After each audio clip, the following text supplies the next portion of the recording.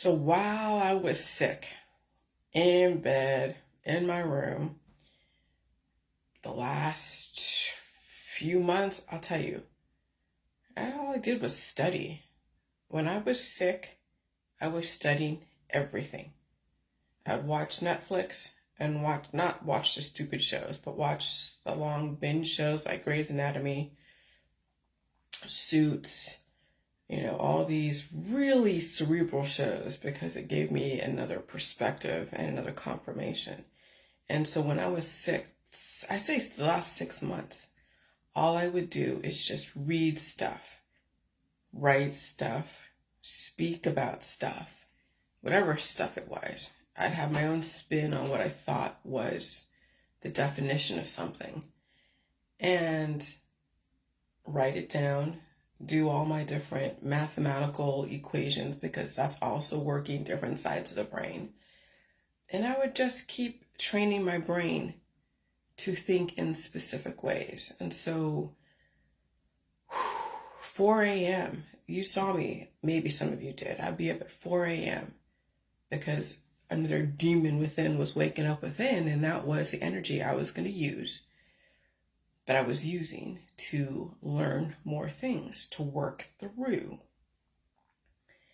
And finally, just within the last couple days, that demon that woke up before April, the demon that I was dealing with in February that made me almost blind, where I couldn't even read the DMV letters, that demon that I was fighting the last 6 freaking months, finally pretty much left the body.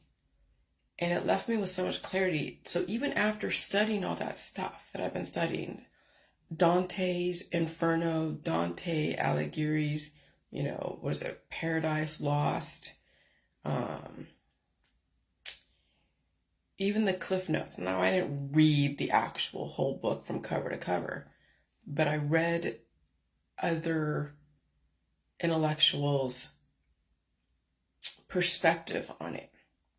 Even the Wikipedia version, even the Britannica, encyclopedia version, online version. And I would just read and understand. And I even studied the Greek mythology.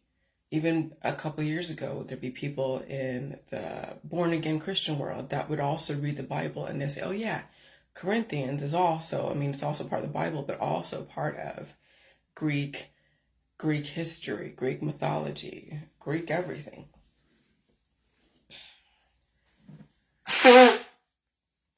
And so when I would read so many things that are compartmentalized in a context, like born-again Christianity, like Greek mythology, like Roman gods, Greek gods, Roman gods, Disney and Fantasia. So you read all this stuff, eventually there will be connections made, and then we'll see that everything is related. The festival of Dionysus was, like Bacchus. So Dionysus is like the Greek god, Bacchus is the Roman god, the same of wine, indulgence. Okay, so then you have like the Last Supper, which is a type of festival of sorts, but not necessarily. It was a foreshadowing of a crucifixion that was like on a Wednesday. No, it was the crucifixion was maybe on a Friday or something, but the Last Supper was on a Thursday.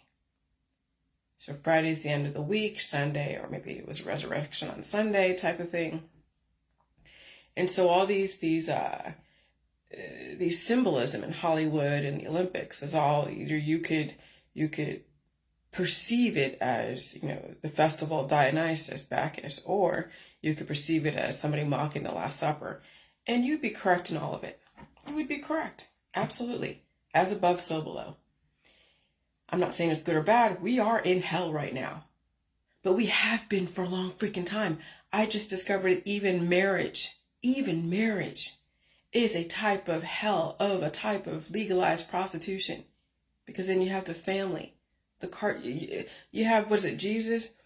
In Catholicism, Jesus was the immaculate, he wasn't born from sin. Jesus was not born from sin according to that allegory. And so he was placed in the uterus of Mary, Joseph was around doing whatever he was doing. And so then, allegedly, then he was the first one. And then it was Adam and Eve that came afterwards. And they were original sin. Now, people could say it was Adam and Eve first, and then it was Jesus Christ. But the way it doesn't even matter which one came first, chicken or the egg. What they're trying to show you, what the system is trying to show you, is that at some point, we're going to have to deal with the children of men.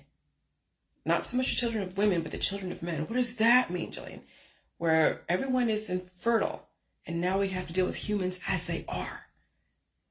We have to deal with humans as they are. And so at this point, we're in fucking hell. And the last 8 years, I was in my own hell. The last 50 years, it was me trying to figure out how to survive hell. Because in order for you to even survive in a society, you have to join them.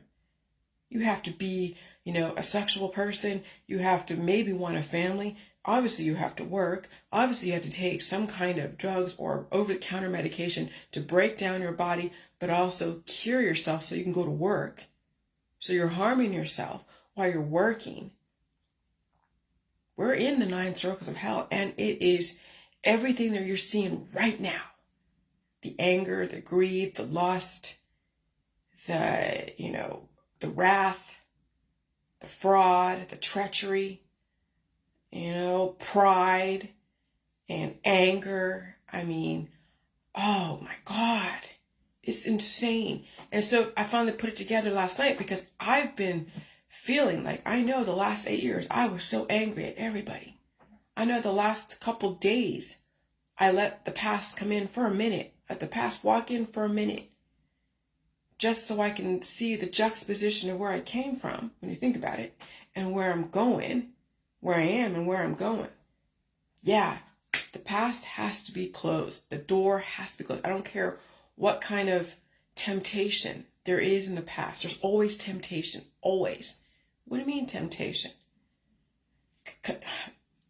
Greed, connectivity, family, friends, parties, acceptance, getting everything you could possibly want.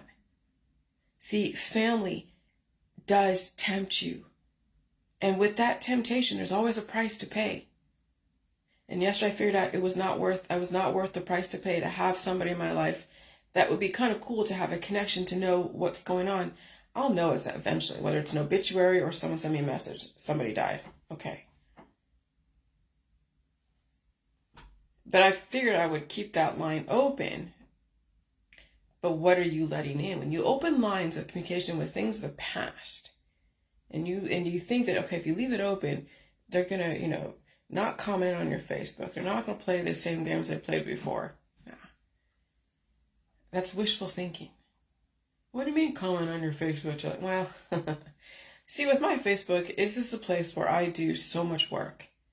I have gotten ahead with my Facebook in my life as far as my own self and everywhere else.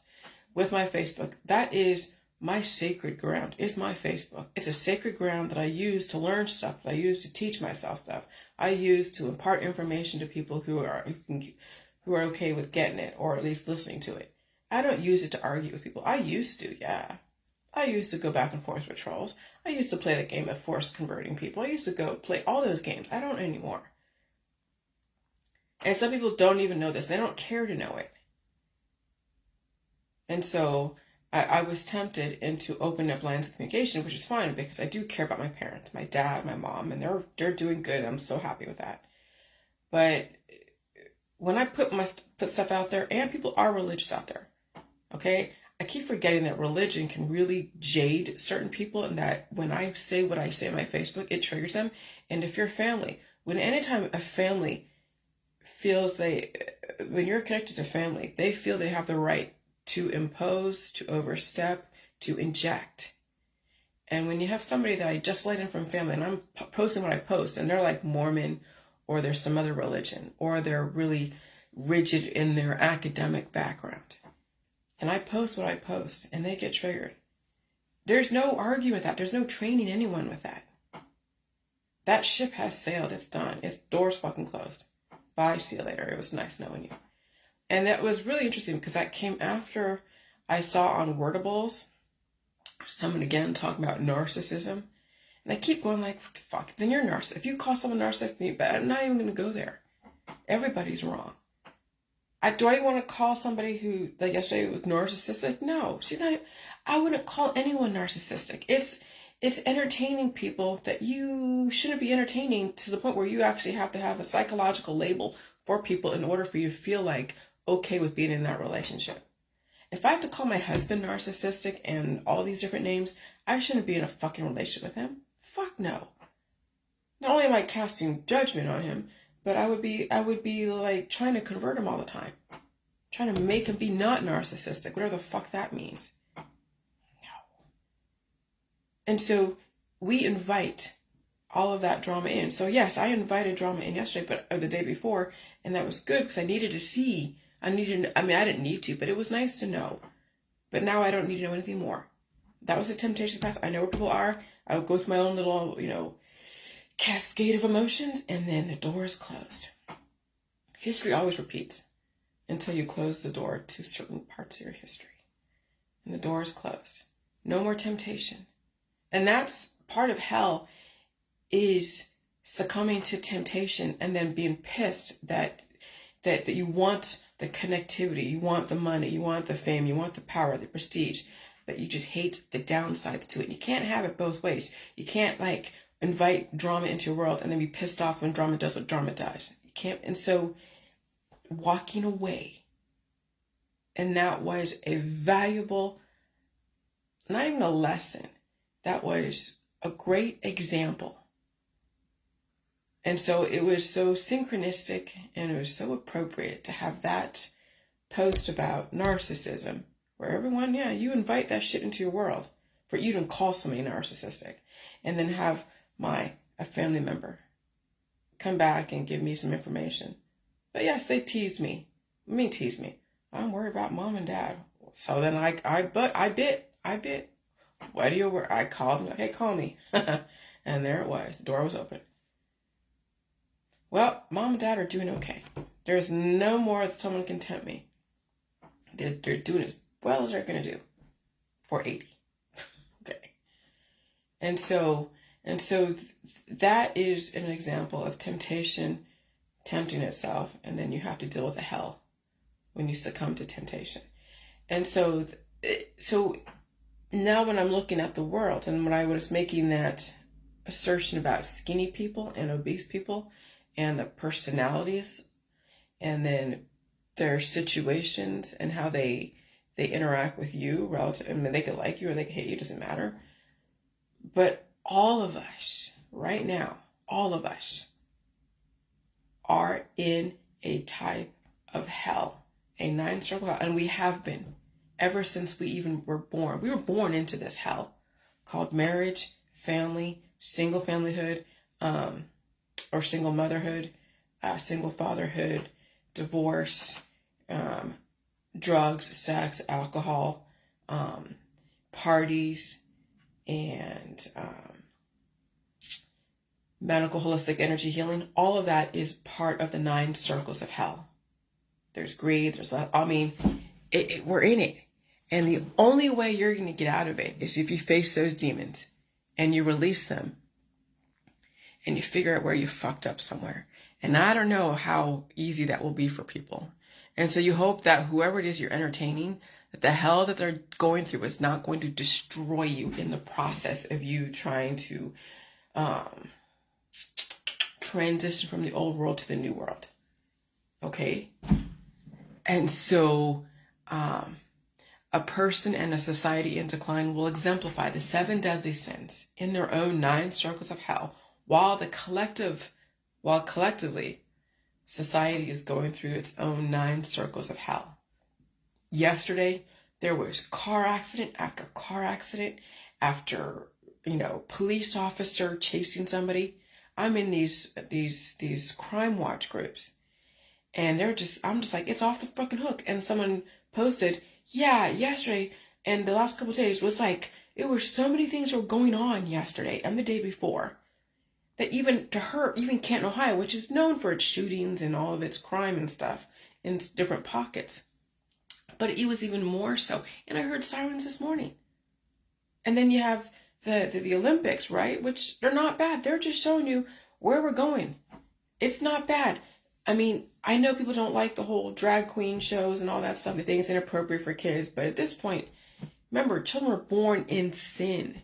You don't know what kind of, what is lurking in the hearts of mankind. You don't know what's going on in their gut. You don't know what kind of eventual sexual orientation. You don't know anything.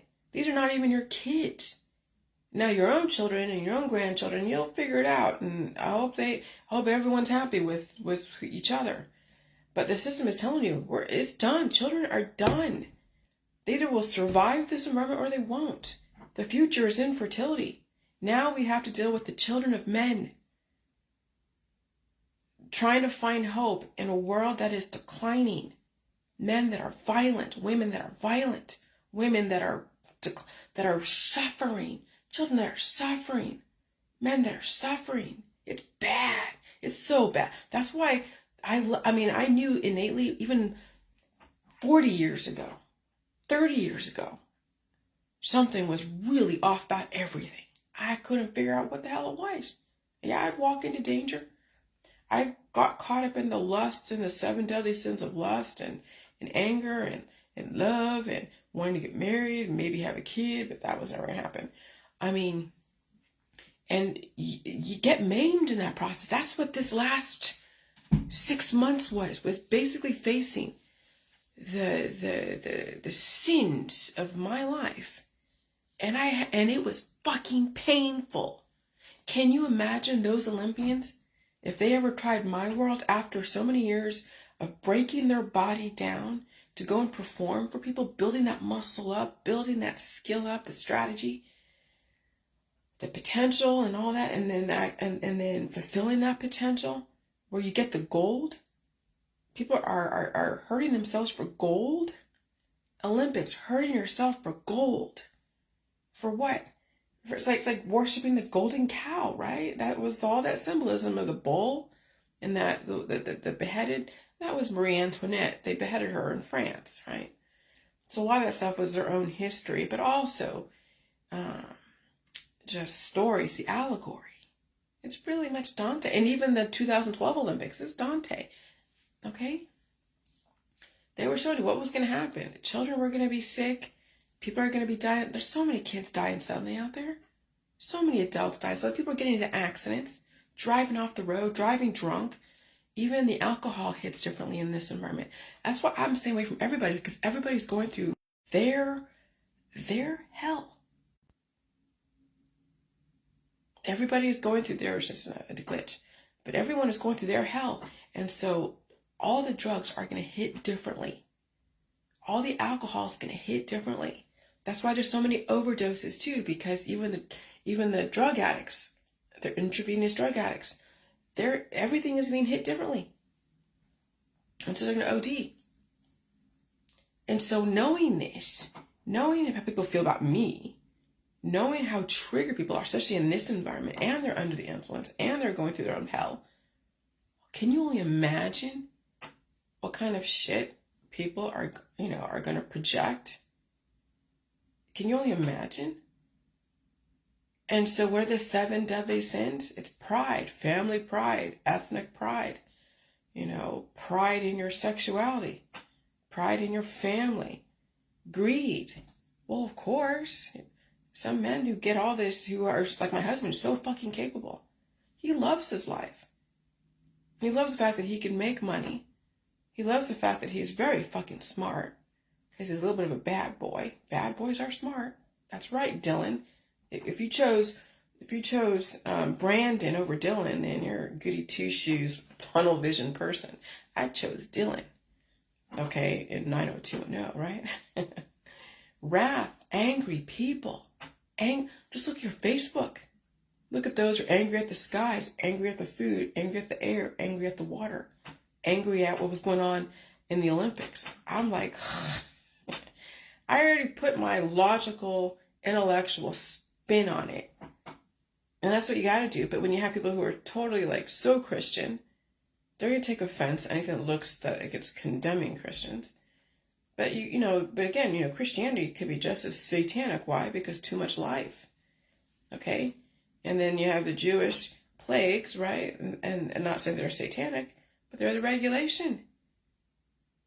Okay, so life can kill and so can death. Wow, that's a freaking paradox. Yeah, it certainly is, isn't it? And then wrath and envy. People on Facebook envying each other's lives, and you're getting all pissy. Oh, I wish I had that life.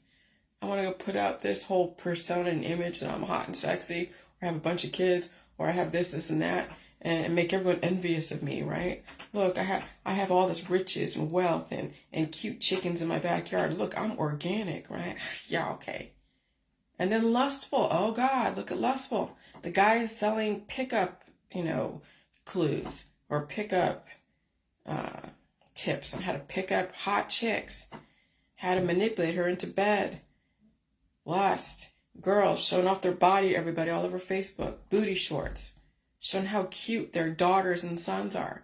Basically putting them out there on Front Street. Because it's all about human trafficking.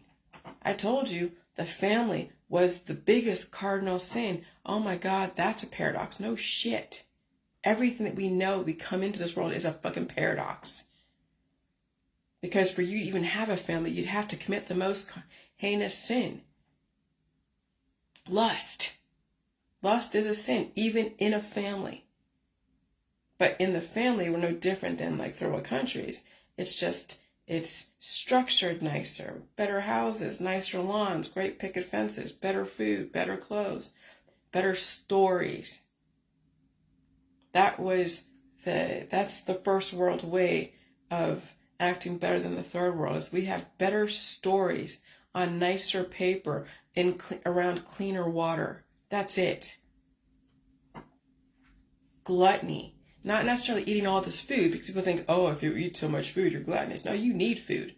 I had to eat so much food the last 3 years in order to survive this climate change and my whole, paying for the sins of myself and the fathers and the mothers.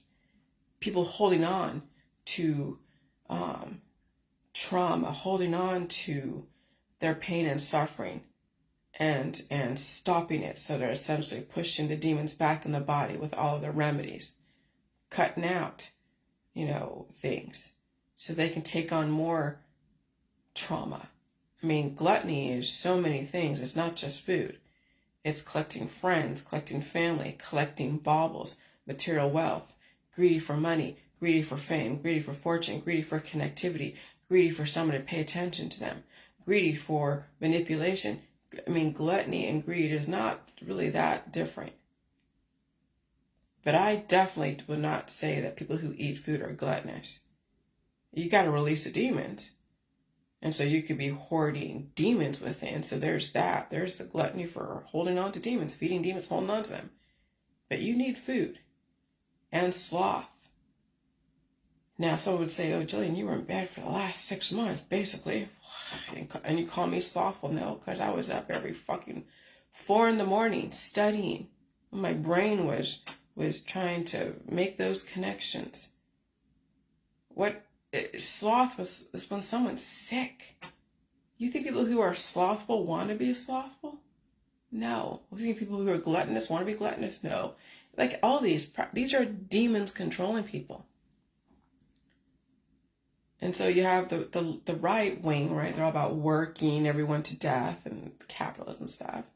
And someone over here on the left, and they have welfare, they have a bunch of kids, and they're just tired. And so all they could do is just sit on the couch and watch Netflix. Maybe smoke some pot because they're in pain and they have their kids running around. And you can call them slothful. They're just fucking tired. They're tired. You don't know what kind of hell they went through as a kid. You don't know what kind of hell they went through being married to somebody. You don't know what kind of hell people are going through. And so all these things all these 7 deadly sins are the suffering from everything that they ever went through. And the body is declining. Okay? The body is declining.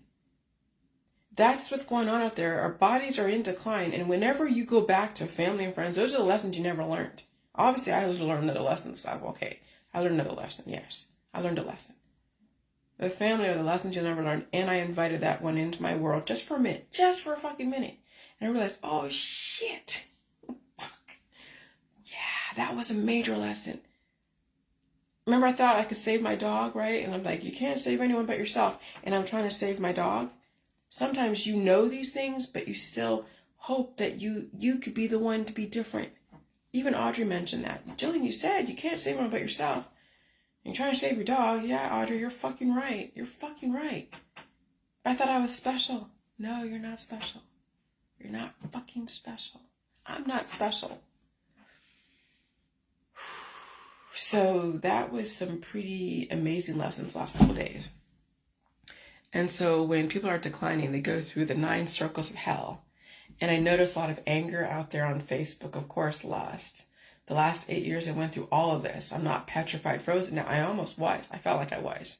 When I could have barely moved back in July 2022, and my husband was basically laid out in his truck during that month.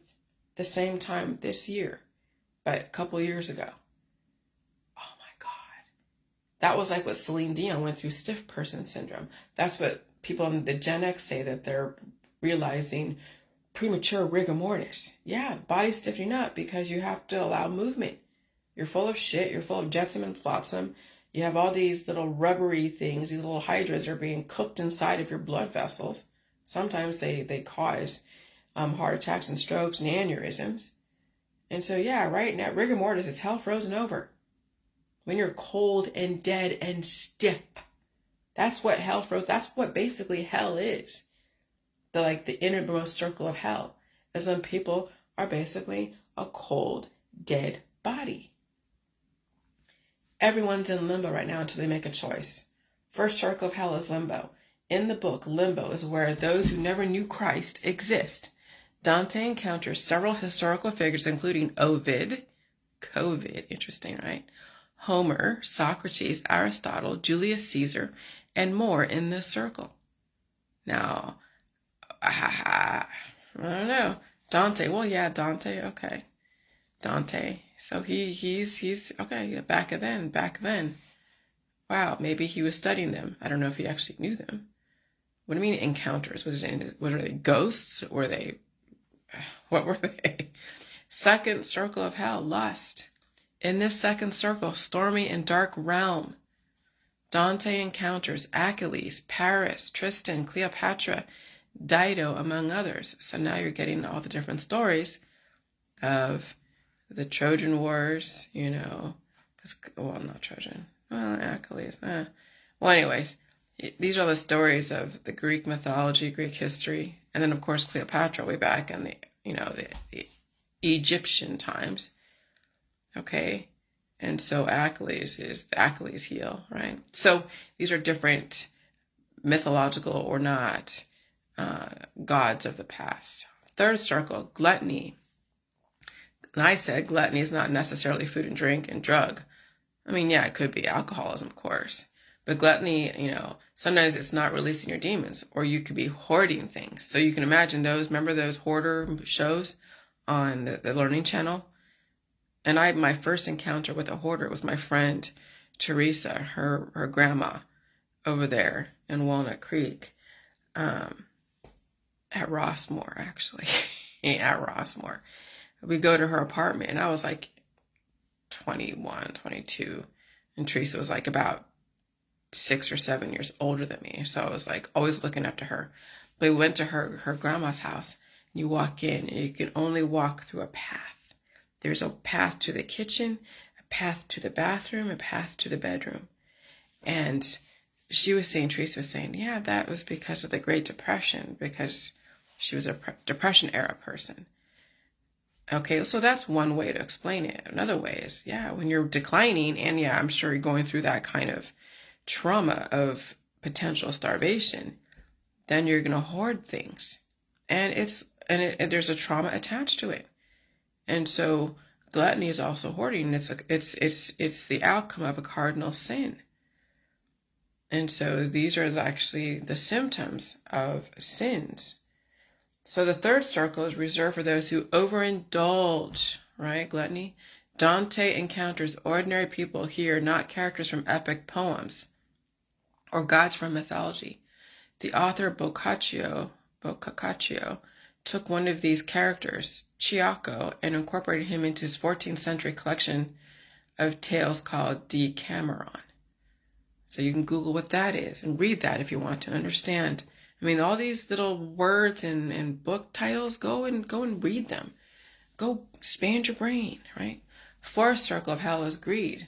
Dante encounters more ordinary people in the fourth circle, but also the guardian of the circle, Pluto, the mythological king of the underworld. This circle is reserved for people who hoarded or squandered their money, but Dante and Virgil do not directly interact with any of its inhabitants. This is the first time they pass through a circle without speaking to anyone. A commentary on Dante's opinion of greed as a higher sin. That's what I'm saying. Having a bunch of family and friends and money and power and fame. And that's why Hollywood is what it is. Okay? Greed. And that's why I'm so glad that that whole thing with the jewelry box made me really not want jewelry. Maybe that was a byproduct that what do you call it? An unplanned event or something. Yeah, byproduct. But there's another name for that. And so that was kind of like, that was a good thing. Because I don't buy jewelry. I don't wear it. I mean, I also, when I wore earrings, they always got infected. The gold plates. But anyways, greed is a higher sin. To be greedy, you really have to step on some toes. And you got to be so manipulative to get so much money and whatever out of people, selling them something they probably don't need. But that's how it works. And those are the MLMers, right? Fifth circle of hell, anger. Dante and Virgil are threatened by the Furies when they try to enter through the walls of Dis, or Satan. Dis, right? Disrespect. Dispose of. Disorientation. Dyslexic. Don't diss me, when they say that.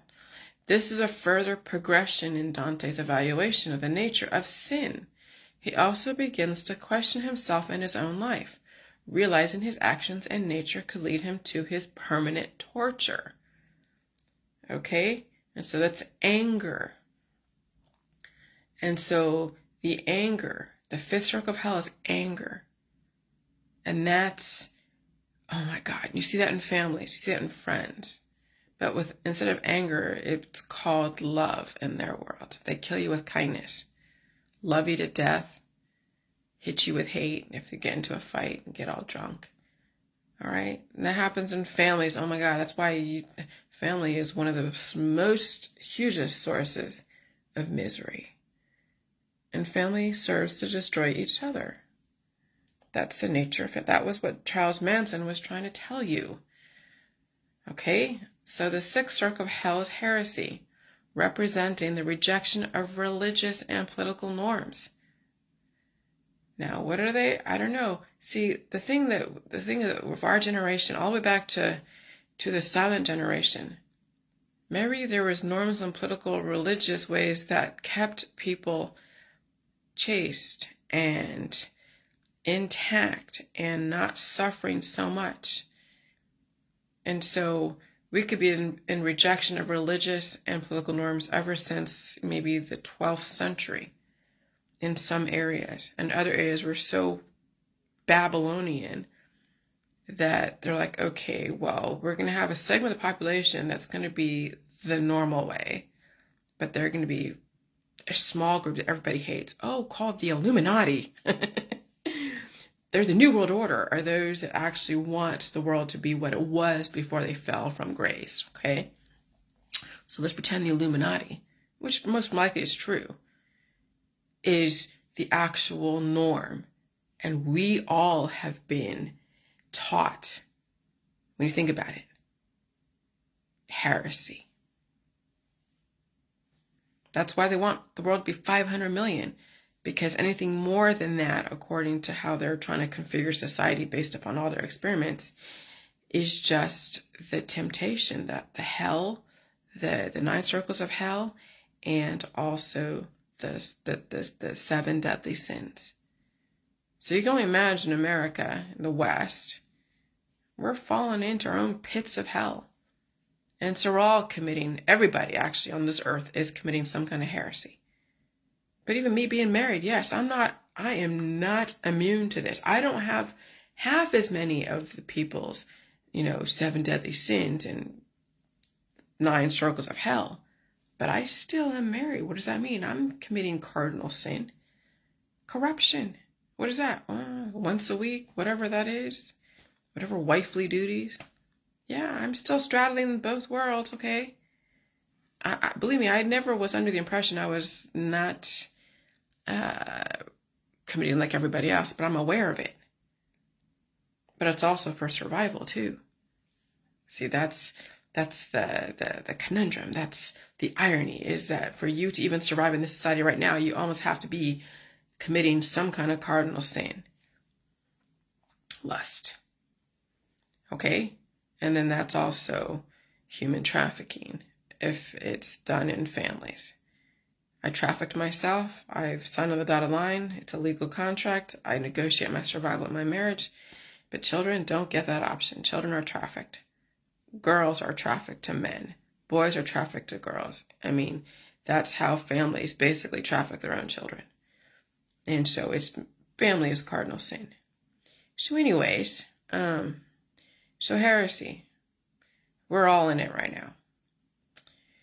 The 6th circle leads Dante to Farinata degli Uberti, a military leader and aristocrat who tried to win the Italian throne and was convicted posthumously of heresy in 1283.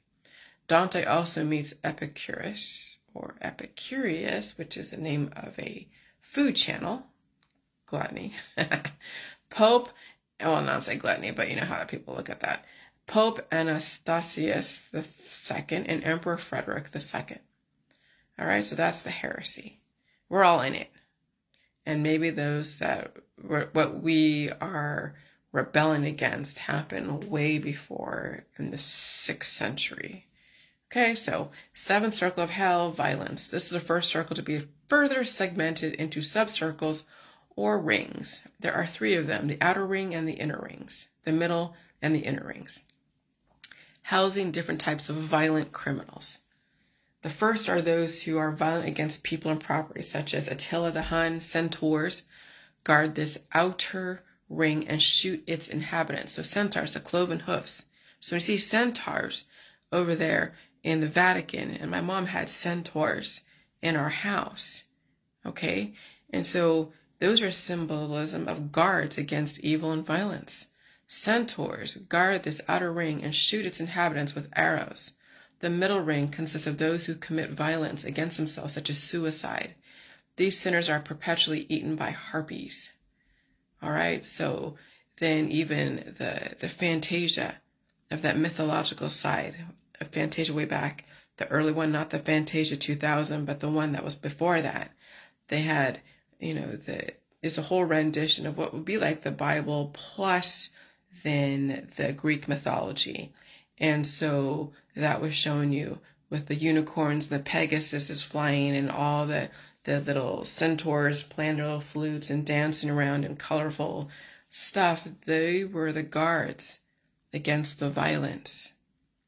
So maybe Disney isn't so bad after all. They're showing you what families produce in our society. They produce a little virginal girl who gets corrupted and turns into the evil stepmother.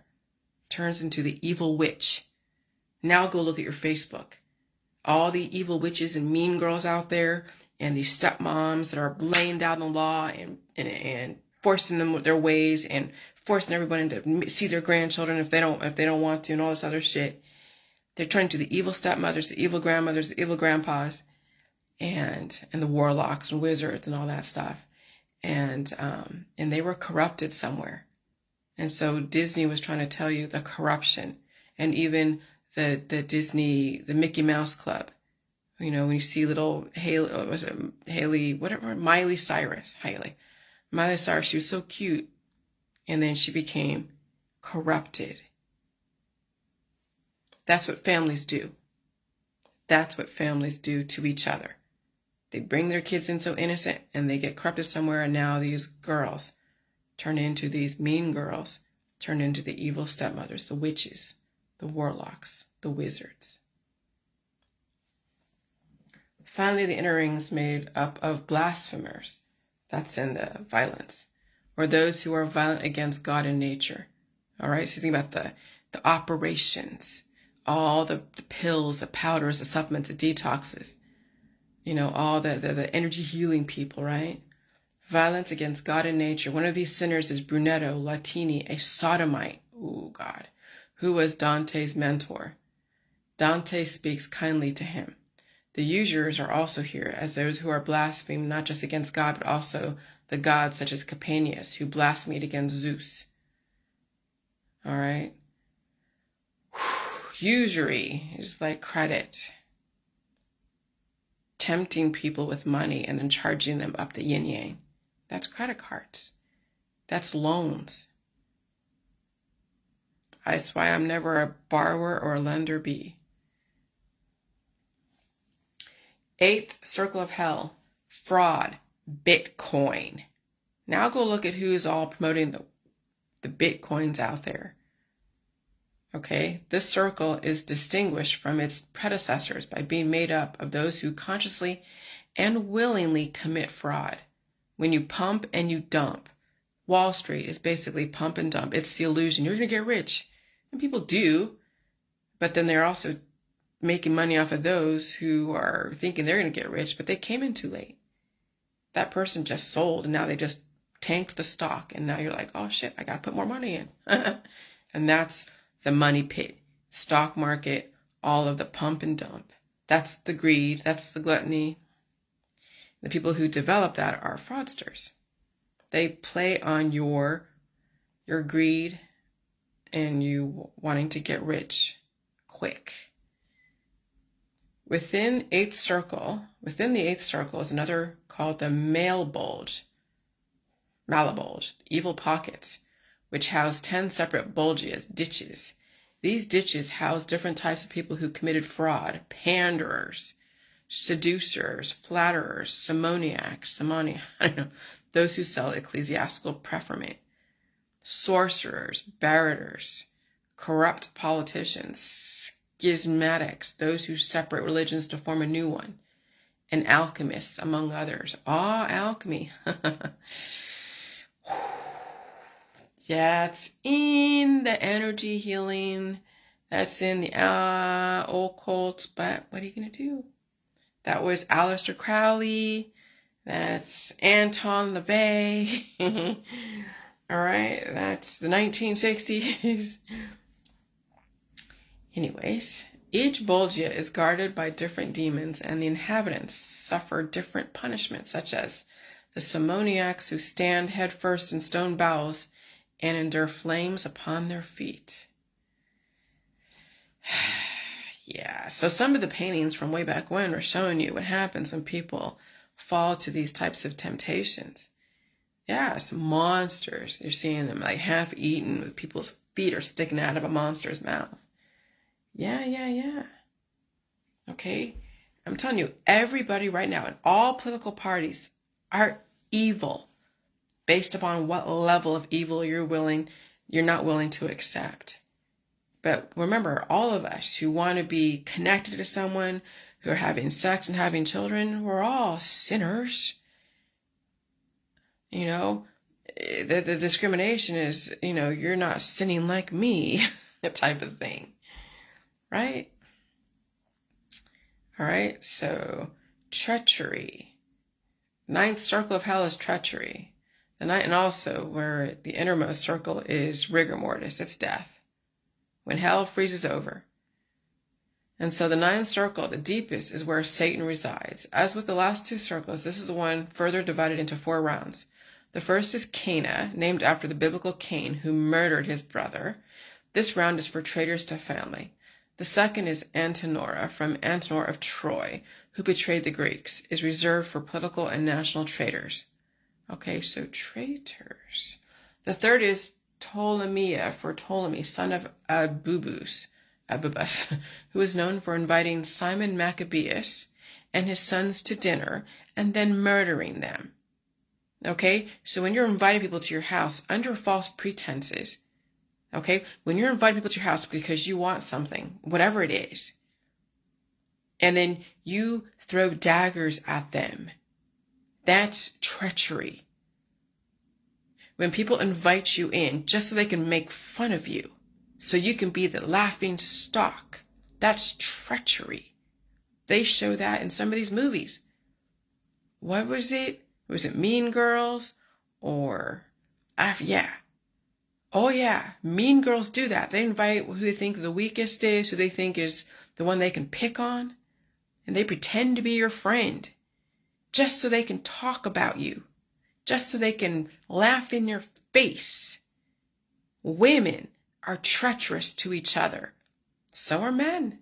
But women, I've seen a lot of women, when I invite myself into something and then I get what I don't want, then I'm attacking myself. That's treacherous too. Inviting myself into something that I shouldn't be inviting myself into, or calling someone and then not liking how they react to me. Yeah. This round is for hosts who betray their guests. They are punished more harshly because of the belief that having guests means entering into a voluntary relationship, and then betraying a relationship willingly, entered into, more despicable than betraying a relationship born into. So voluntarily relationship, having guests, and then hurting them. Oh, God. Wow.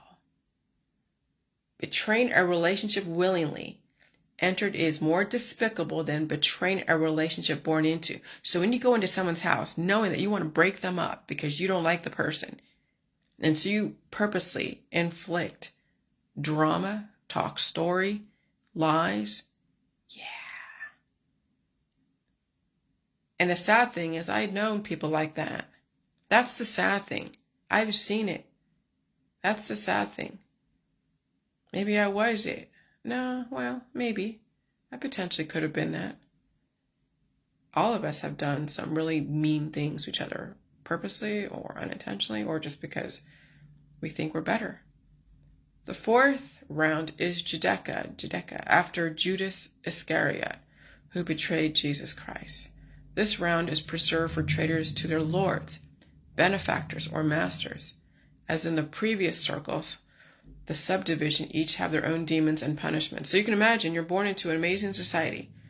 You're getting the gift of parents who give you so much money and fame and whatever else. I won't say fame. They give you money. They give you an education. They give you a roof over your head. And then you hate the government. You hate the government. So literally, the fourth of the ninth circle of hell freezes over. That's rigor mortis.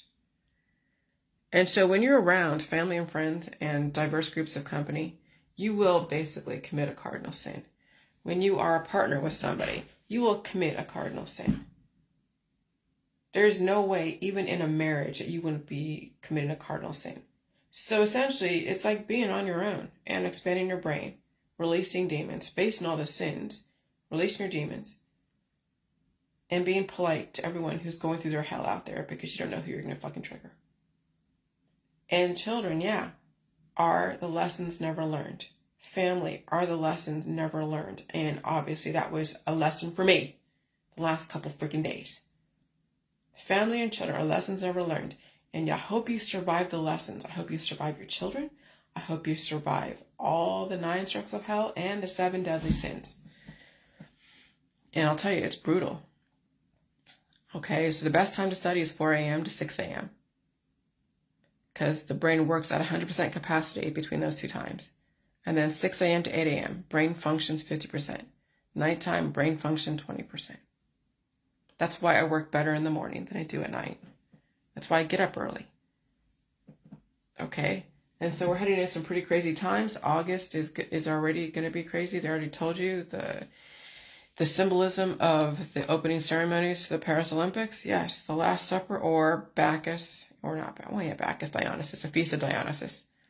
Okay, and so I'm not going to go into all that, but Olympics, sports, teasing out exertion, wearing it proudly, right? Sporting a shirt or going into sports, exerting yourself. Port, a hole to be plugged and transfer into a dock. So there's a port, sport, ort, scraps of energy. The ultimate human sacrifices. And so Dante says the path to paradise begins in hell. Yeah, absolutely, if you can handle it. And so in my town, it is off the hook with accidents. 91 degrees today. And so the eclipse was the indicator. And so I'm not going to go there. I already went there with family. And hell hath frozen over there in Australia. The white pale horse, well, there you go. And if you don't want, if you don't,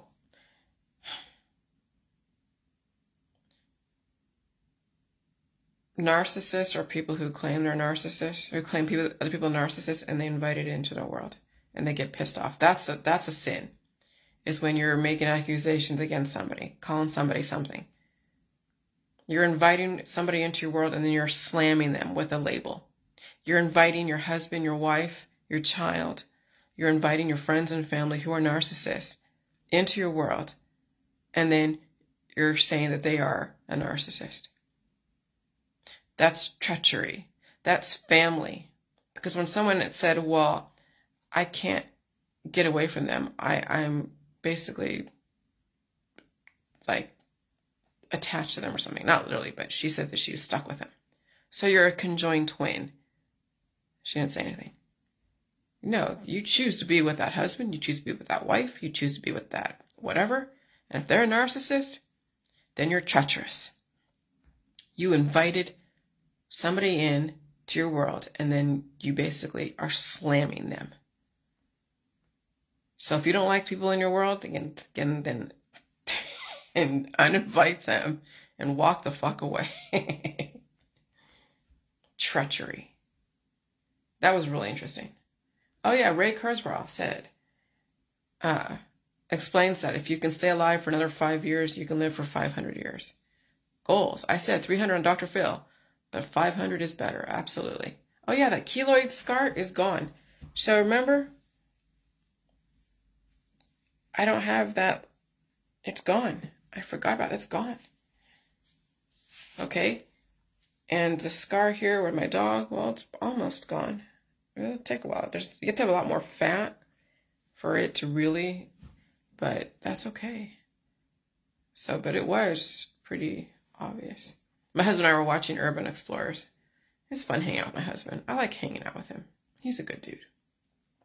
I have an open immune system, so milk is going to work for me. People who have closed immune systems, milk might not work for them the way that they expect. And so the last couple years, I realized the power of milk because it was time to. And so milk, I drank a bunch of milk yesterday. I was farting a lot. But this morning, nice, long and J-shaped demon. And that was great. Oh yes, the strangler. The strangled women murder trial. That guy's hot, but man, he's dangerous. And so when I was doing online dating, I got into some trouble with that. And so I would be an example. Yeah, online dating is dangerous. I survived it, luckily. I could have died many times, but I didn't. TV is the foundation to work from. You decide what lies or truth you choose to believe. And so develop your own truth and all that. For the sake of life.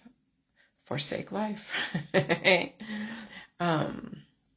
Surviving this next world is surviving the illusions coming down. I will tell you, I'm extremely happy with the simplicity of my life. And so the stories you tell yourself may not be the actual reality. Reality is perception from stories or rationalizations fed to you. Psychological literacy is an art. And I'll tell you, a lot of people they don't understand psychological literacy because they never even took a psychology class. They barely even graduated high school.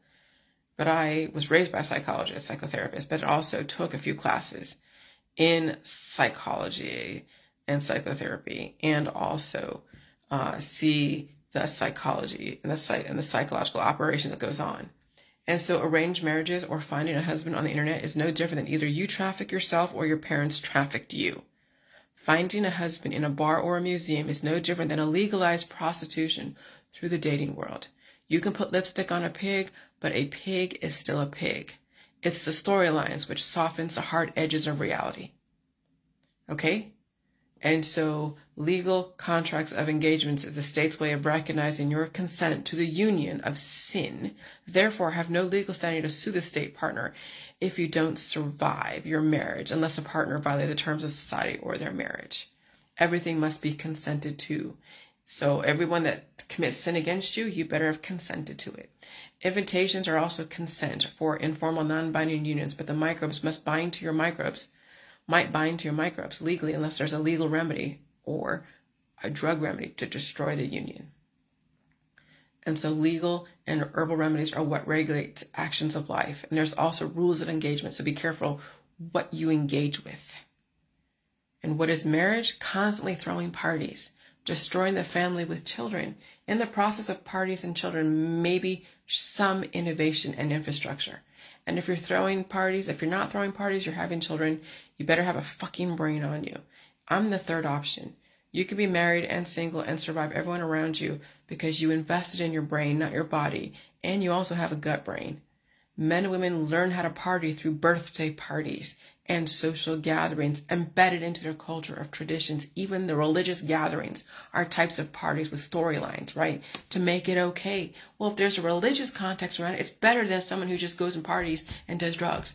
Well, it's so different. You're feeding off the people around you and all the adrenaline and your justifiable story to justify the gathering. No different than they're justifying a story hanging out or whatever. Okay, so needless to say, political parties and scientific parties are also entertaining aggressive antibodies, especially during climate change. Part Y, right, party, part antibody, so Y chromosome, the Y antibody. Constantly entertaining antibodies is eventual death unless you know how to control the power, and many don't. Okay? And that's your society. We were born into hell, and we are in the 9 circles of hell. Your parents were in it, you're in it. Maybe your hell is not as bad as somebody else's hell, but it still is. And so me being married, I have a different level of hell. But if I allow my husband to actually do what he would love to do, what do you mean? Destroy me through sex? Yep. I'd be done. I'd be freaking done. So even then I have to be like, okay, I have to negotiate my own survival in a marriage so he doesn't destroy me. Men's antibodies and the way they hit the things they're destructive. And so you even have to negotiate your survival in your marriage. And family are the lessons that were not learned. Family is what will take you down or make you stronger. But most people don't survive families, especially women. They are the ultimate human sacrifice. Mothers are the ultimate human sacrifice. Some mothers might be able to handle what's going on and realize that they can't save their kids, and they might be able to save themselves, assuming their kids are not so influential that their kids would not destroy them before they can get to the next level. But when you're entertaining, making your kids okay, you're taking away resources from yourself. So that's why you train them to be relatively self-sufficient. But if you're entertaining kids below 18, they will need you. And I don't know how you're going to find a way to still meet their need based upon the legalities of the state and still save yourself. You'd have to be a really resourceful, strategic mother to survive your children. Because there's no guarantee anyone under 18 is going to survive what's going on. There's no fucking guarantee. And so if a mother or a father already has a mature immune system, all they have to do is just update it. The kids are going to have to figure it out. And if the kids have too many issues, you take them to the hospital. Or you silence them through remedies until they can't be silenced anymore. And then they have to go to the hospital, and then they'll get silenced systematically and as humanely as possible. Or they just die suddenly. That's the reality. That's seriously the reality. I'm not being mean. That's why the system is doing what it's doing. Because we have too much suffering. Like, seriously too much suffering. And so, read the 9 circles of hell because you're all in it. If someone isn't killing you with kindness, or hitting you with hate, or they're loving you to death. So I just stay away from pretty much everybody, because people are declining and they're dying. And so you either die with your friends and family and everyone who's declining aggressively, or you find a way to strategize your survival and live. And that does take a lot of negotiation. A lot. And if you're not very good with words, if you're not good at even explaining yourself, forget it. You will be used. You'll be done. And that's... So if you are by yourself and you're a single mother, or not even a mother, a single person with kids that are grown that live outside your house, or even live with you, but they have their own space, you got it fucking made. And so women my age, 50 and less, 50 and above, with grown children outside of the house, yeah, you got it made. Now you just got to figure out how to keep them more gone than not, so they're not constantly influencing you. But I'll tell you, every single time I went out there, dealing with what I was dealing with, everyone would trigger some kind of demon waking up. And it needed to happen, but even the weather can do it. The change of the climate can wake up the fucking demons. And so, and going to the grocery store and having that crazy vertigo, oh my God. But the back of my neck, I showed my husband, he says, oh my gosh, it's basically gone. He's like, what'd you do? Sit up straight? I'm like, no. But even the back of my neck, it's pretty much normal. Okay? It's pretty much normal. So I survived that. That could have been a cancer. That could have been a big goiter. That could have been something. No, but I had all the hives. I body was leaking out, ammonia and everything else. And I'm eating a bunch of food, and I'm staying home and staying safe and going to sleep with the heart palpitations going, and eating the food and pooping, releasing demons. Some of them are like, holy crap. But Dante fucking knew. Of course he knew. Because even the Black Plague way back when was another purge. So we're in a type of Black Plague type of situation right now. And we're heading even to more so because the weather is going to be crazy. Florida, it's going to get hit. Get out of the fuck out of Florida, man. Yeah. The symbolism of the Olympics was that, it's going to get more aggressive. 2025. And even now, my town is flipping out. My town is flipping out. And so stay home and stay safe. Try not to entertain too many people in major decline. People are dying around you, and they're needing to find a way to filter their pain and suffering. And you could be the target. You could be the recipient of all of their angst and their anger and their pain and their suffering. I see on my Facebook, people right now are in so much pain. So when I was in so much pain, I released the demons down there, ate a bunch of food, and if it was in my hands and my arm, I'd be using hot water to open up the blood vessels. But I'll tell you, just even dealing with this, it was painful. I didn't realize how much damage I did to myself with that gait. Escaping a situation that I would never, ever, ever, ever get myself into ever again. I got lucky with my husband. He could have been a serial killer. He could have killed me. But he had nothing. His sister vetted me out. I vetted his, He had nothing. My husband and I had nothing when we met. I had $2,000 to my name, $2,500 to my name that I negotiated with the district manager, getting one of his agents through the program. Okay? That's what I had to my name to finally start a process with my soon-to-be husband. He had nothing. We built our life from nothing. Even sat in a weekly motel in West Sacramento for a month or so before we became roommates with someone else, and then went on the truck. And he became a truck driver, because before that I was an insurance salesman and he was a landscaper. But we came from nothing. We built from nothing. And I had to negotiate my way. I had my brains writing his resumes, send them off to different places. When I was in California, he was in California. And then that wasn't going to work. And so we then decided that we needed to go on the truck. And so I went to the Swift website, filled out the application for myself. I'm like, I'm going to be a truck driver. Because I didn't know what the heck. I mean, I see what they were making. They're out there where we like to travel. And so that's what I did. I filled out the application on Swift. And at the time, I think I was smoking pot. And they asked me, do you smoke pot? I'm like, yeah. Okay, well, you're disqualified. I'm like, what? So what I do? I call back again. Got a different person. They asked me the same question. Do you smoke pot? Nope. That's when I lied and we got in. Well, he did his thing and he said, no, we didn't smoke pot, which he wasn't at the time that I know of.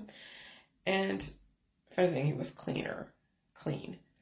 And so we got in, but I figured out how to get us to the next level.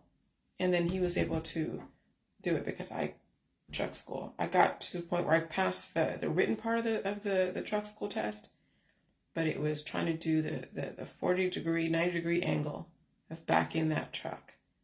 There's no freaking way. So I left it up to him. And the rest is history. And so we started from nothing. And we had to commit a lot of cardinal sins in order to survive. Okay? So I'm under no illusion I'm better than anyone else because I'm married. No, I just have to negotiate my survival in the marriage. I will not let my husband destroy me. But he's very capable, but I will not also take advantage of his capability. That's why I run my world as a business. I cost hardly anything. I don't have any health insurance. I invest in food. And then every so often I'll buy a few clothes, but not even that. And I just expand my brain. And I let him figure out what he wants to buy because he's making the money, but I don't want him, I don't want us to go bankrupt because of all of his wants. But if I was to be working so much and then we have a bigger house and more of a lifestyle to uphold, then we'd both be backed into a corner. To downsize is difficult. And when you have kids and you want to downsize, it's fucking impossible because your kids are used to a certain level of a lifestyle. Your husband and wife are used to a certain level of lifestyle. You have no room. You're backed into a corner. And then all your friends and family around you and your audience is like, oh my God, what are you downsizing? Are you going bankrupt? What'd you do? Did you do a bad investment?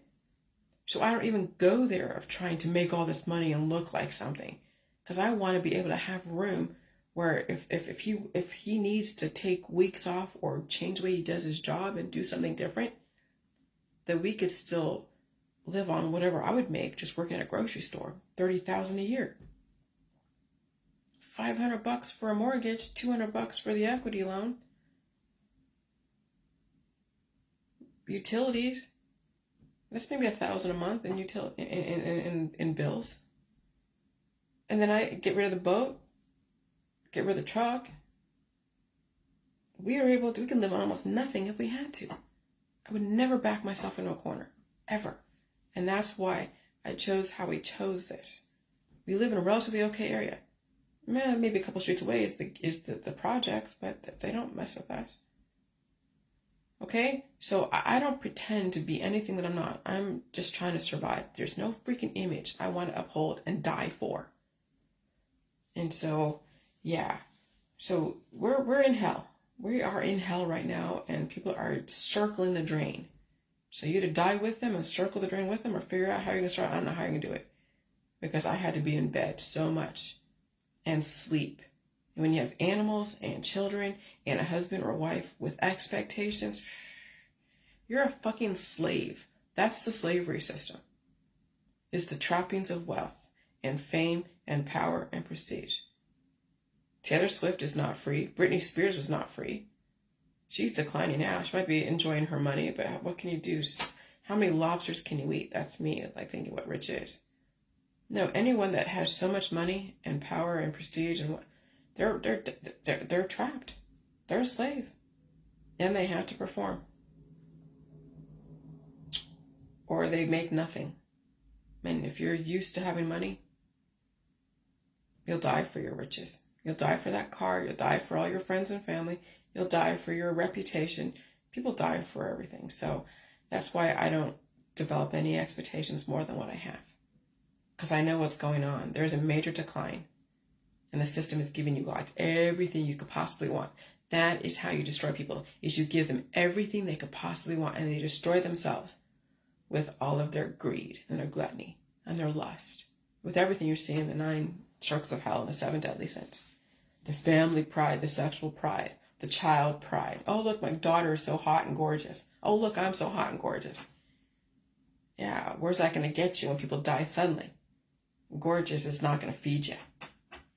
Gorgeous is starvation. Gorgeous is intolerance. That's what gorgeous gets you. All right, I'm going. Bye. Happy Sunday.